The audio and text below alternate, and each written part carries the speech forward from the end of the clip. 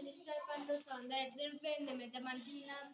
So ఈరోజైతే మేమైతే KTM ఫ్రెష్కి అయితే వెళ్తున్నాం ఫ్రెండ్స్. ఎందుకంటే రేపైతే మాకు స్పోర్ట్స్ మీట్ ఉంది 3 days.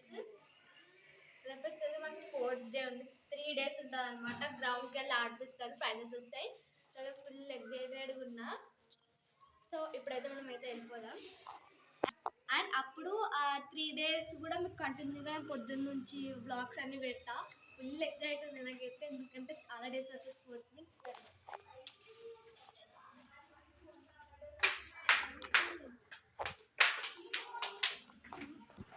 మేమైతే స్టార్ట్ అయిపోయినాం.